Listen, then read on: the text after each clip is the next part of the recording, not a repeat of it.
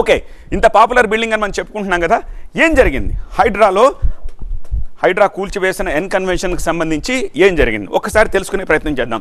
N convention ఎంత popular అంటే already అక్కడ ఫంక్షన్లు చేసుకున్న వాళ్ళకి, అటెండ్ అయిన వాళ్ళకి దాని గురించి నేను ప్రత్యేకించి చెప్పక్కర్లేదు.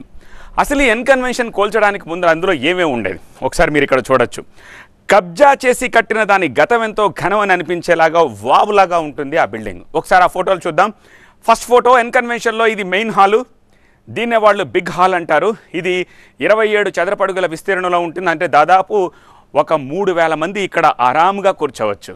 ప్రముఖుల కుటుంబాల్లో పెళ్ళిళ్ళు, భారీ సెట్స్ వేసుకునే సినిమా ఈవెంట్స్ లాంటివన్నీ కూడా ఇక్కడ జరుగుతూ ఉంటాయి. Coming to the second photo, ఈ సెకండ్ ఫోటో చూడండి. ఇది గార్డెన్ ఏరియా. ఇది మెయిన్ హాల్ కంటే కూడా చాలా పెద్దగా ఉంటుంది, పైగా ఓపెన్ ఎయిర్ కూడా. సీటింగ్ కూడా ఆడిటోరియం స్టైల్లో ఏర్పాటు చేసుకునే వెసులుబాటు ఉంటుంది. దీని విస్తీర్ణం 37,000 చదరపు అడుగులు. ఇక థర్డ్ డైమండ్ హాల్ విషయానికి వద్దాం. Third photo diamond hall.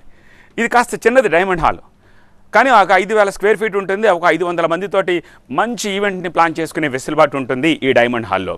Next photograph, fourth photograph. N కన్వెన్షన్లో కాస్త సినిమాటిక్ లుక్లో ఉండే ప్లేసు ఈ బానియన్ ట్రీ. ఈ బానియన్ ట్రీ ఇది కూడా ఓపెన్ ఎయిర్లో ఉంటుంది, పెద్ద మర్రి చెట్టు. సో ఆ మర్రి చెట్టు చుట్టూ అద్భుతమైన లైటింగ్ తోటి జిగేల్ అనిపించేలా ఉంటుంది. ఇది 26,000 చదరపు అడుగుల స్థానంలో ఉంటుంది. ఇక్కడ కూర్చుని కాస్త బార్ కైండ్ ఆఫ్ సెట్టింగ్ ఇట్లాంటివన్నీ చేస్తూ ఉంటారు. ఇంత అందంగా ఉంటుంది ఎన్ కన్వెన్షన్. సో అక్కడ నేను ఇంతకుముందు చెప్పినట్టుగా అక్కడ ఫంక్షన్ చేసుకున్న వాళ్ళు కానీ, సినిమా ఈవెంట్ చేసిన వాళ్ళు కానీ, లేకపోతే అక్కడ అటెండ్ చేసిన వాళ్ళు కానీ, ఎన్ కన్వెన్షన్ని చూసిన వాళ్ళు కానీ ఇది అబ్బురపరిచే నిర్మాణంగా వాళ్ళు చెప్తూ ఉంటారు. సో అలాంటి ప్రెస్టీజియస్ బిల్డింగ్ని హైడ్రా కూల్చివేయడంతో ఇప్పుడు ఇది చర్చల్లోకి వచ్చింది. అండ్ ఇన్ని రోజులుగా చర్చ జరుగుతూ ఉన్నా అది కూడా ఇంత ప్రెస్టీజియస్ బిల్డింగ్ని కూల్చింది. అట్ ది సేమ్ టైం ఆ ప్రెస్టీజియస్ బిల్డింగ్కి ఓనర్ ఎవరు? ఒక ప్రముఖ నటుడు. సో ఈ నేపథ్యంలో ఇవాళ హైడ్రా చర్చనీయాంశమైంది. కన్వెన్షన్ లోపలి కొన్ని ఫోటోగ్రాఫ్స్ కూడా ఇప్పుడు మీరు చూస్తున్నారు. సో వివిధ ఈవెంట్స్లో ఎన్ కన్వెన్షన్లో తీసిన ఫోటోగ్రాఫ్స్ ఇవి. సో ఇంత అద్భుతమైన సెట్టింగ్, అద్భుతమైన ప్లేస్ ఇది. సో 3.30 ఎకరాలు. ఇది కాకుండా నాగార్జునకి రిజిస్టర్డ్ ల్యాండ్, ప్రాపర్ ల్యాండ్ అక్కడ చాలానే ఉంది. కానీ ఎఫ్టీఎల్లోకి, బఫర్ జోన్లోకి వెళ్ళి కట్టిన ప్లేస్లో ఈ నిర్మాణాలు లేకపోతే ఈ హంగులు, ఆర్భాటాలు ఉన్నాయి. ఇప్పుడు వీటన్నిటినీ కూడా నేలమట్టం చేసేశారు.